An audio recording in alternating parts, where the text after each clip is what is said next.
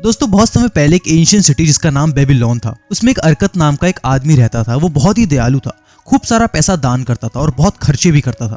और इन सब के बाद भी उसकी दौलत हमेशा बढ़ते रहती थी और इतनी थी कि वो उसे खर्च भी नहीं कर पाता था। उसके कई दोस्तों की हालात पैसों से बहुत खराब थी। तो वो एक दिन अर्कत से मिलते हैं। वो उसे पूछते हैं, तुम बेबीलोन के सबसे अमीर इंसान हो, जो कि हमारा 2 वक्त की रोटी भी कमा पाना बहुत मुश्किल है। तुम एक बहुत अच्छी लाइफस्टाइल जीते हो, अच्छा खाते हो, अच्छा पहनते हो, जबकि हम एक सादे जीवन से ऊपर कुछ सोच भी नहीं सकते। पर एक टाइम ऐसा था जब हम एक ही जैसे थे, एक ही टीचर से पढ़ते थे, एक ही गेम खेलते थे। तुम हमसे बेहतर भी नहीं थे, ना तो तुम में कोई एक्स्ट्रा हुनर था। हमने मेहनत भी बराबर ही करी थी। तो बताओ अर्कत, क्यों ऊपर वाला सिर्फ तुम पर ही मेहरबान हुआ और हम पर नहीं?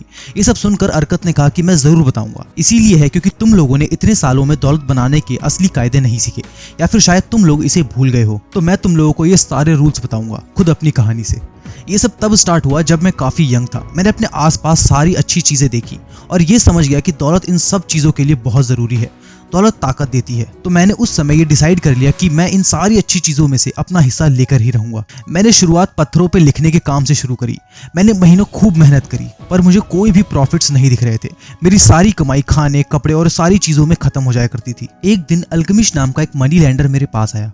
उसने मुझसे मिट्टी की टैबलेट्स पे 9 क्लॉज लिखने का काम दिया और कहा कि तुम ये काम 2 दिन में कर दोगे तो मैं तुम्हें कॉपर के 2 एक्स्ट्रा सिक्के दूंगा। ये सुन के मैंने जोरों से काम करना शुरू कर दिया। पर जब 2 दिन के बाद अल्केमिस्ट वापस आया तब काम खत्म नहीं हुआ था। वो बहुत गुस्सा हुआ था।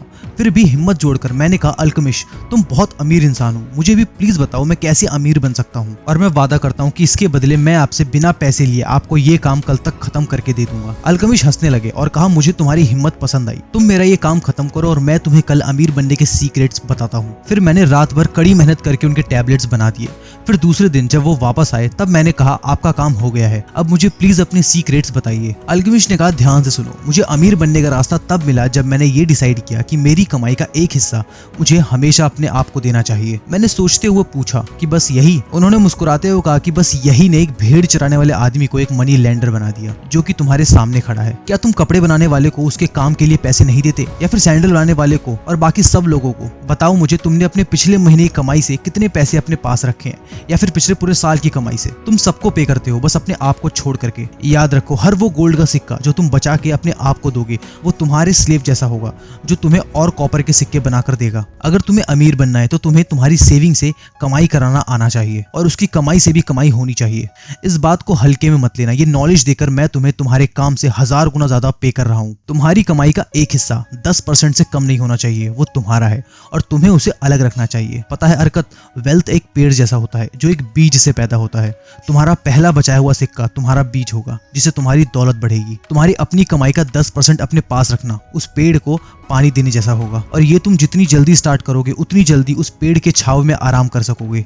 ये बोल के अल्केमिस्ट चले गए। मैंने उनके इस रूल को ट्राई करना स्टार्ट किया। मैं अपनी कमाई का 10% साइड रखने लगा। हैरानी की बात तो यहाँ आती है कि मुझे ऐसा करने में ज्यादा प्रॉब्लम भी नहीं हुई। मैंने एडजस्ट किया और पूरे 1 साल ऐसा करते रहा। फिर एक दिन अल्केमिस्ट वापस आए और मुझसे पूछा कि मेरी सेविंग्स कैसी चल रही हैं।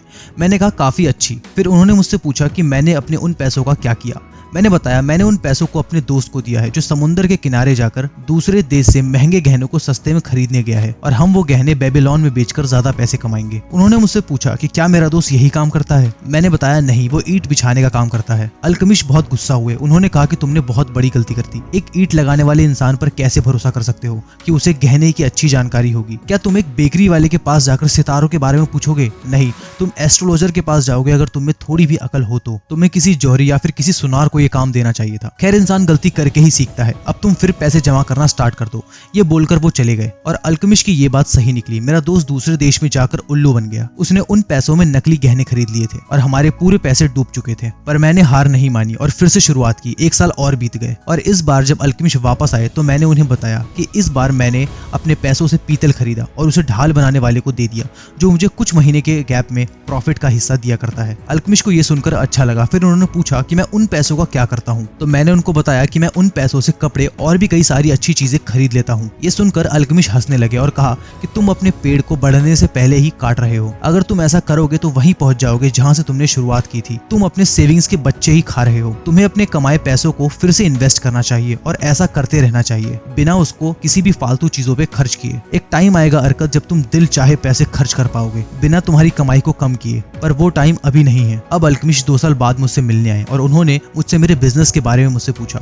मैंने कहा अभी तक मैं जितना चाहता था उतना पैसा तो नहीं कमा रहा, पर हाँ मेरी इन्वेस्टमेंट मेरे पैसे बना रहे हैं और उसके बच्चे और उसके बच्चे के बच्चे भी पैसे बना रहे हैं। मैंने फाइनली पैसे कैसे बनते हैं सीख लिया है आपकी मदद से। ये सुनकर अल्केमिस्ट ने मुझे अपना पार्टनर बना लिया और आज तुम जानते हो कि मैं कहाँ पहुंच गया हूँ। मेरे अमीर बनने के सीक्रेट्स और वेल्थ बनाने के कायदे मैंने सब कुछ इस कहानी में तुमको बता दिया है और मैं विश करता हूँ कि तुम लोग भी जल्दी ही इस नॉलेज को यूज करना स्टार्ट कर दोगे। दोस्तों इस कहानी से हमने बहुत सारे इंपॉर्टेंट लेसन सीखे। पहला, हमें अपनी कमाई से एटलीस्ट 10% तो अपने लिए बचा के रखना चाहिए और बाकी बचे 90% से सारी जरूरतें पूरी करनी चाहिए। और कुछ भी हो हमें उन पैसों को रखे ही रहना चाहिए जब तक कि उसे इन्वेस्ट करने के लिए हमें सही अपॉर्चुनिटी ना मिले। नंबर 2, पैसों को इन्वेस्ट करने के लिए या फिर कोई भी जरूरी डिसीजन लेने से पहले हमें अपने रिश्तेदारों या अपने दोस्तों से एडवाइस लेने की बजाय उनसे पूछना चाहिए जो उस फील्ड के एक्सपर्ट हों। नंबर 3, जब हम अपने इन्वेस्टमेंट से पैसे कमाएं तो उस प्रॉफिट को फालतू चीजों में खर्च नहीं करना चाहिए बल्कि उसे वापस इन्वेस्ट करना चाहिए जब तक कि हम उस स्टेज पे ना पहुंच जाएं कि हमारे खर्च करने से हमारी कमाई पे कोई फर्क नहीं पड़ेगा। ये सारे लेसन्स मैंने the richest man in Babylon book से बताई है और इसके और भी इंपॉर्टेंट लेसन्स हम आने वाली वीडियोस में देखेंगे। तो अगर आपको ये वीडियो जरा भी हेल्पफुल लगती है तो वीडियो को लाइक करना बिल्कुल ना भूलें। कॉमेंट्स करके हमें अपना सपोर्ट जरूर दिखाएं। आपके कोई भी डाउट्स हो उसे कॉमेंट करना बिल्कुल ना भूलें। ऐसे इन्फॉर्मेटिव वीडियो को अपने फ्रेंड्स एंड फैमिली में शेयर जरूर करें। अगर आप इस चैनल पे पहली बार आए हैं तो चैनल को सब्सक्राइब करके बेल नोटिफिकेशन को ऑल कर लें। धन्यवाद।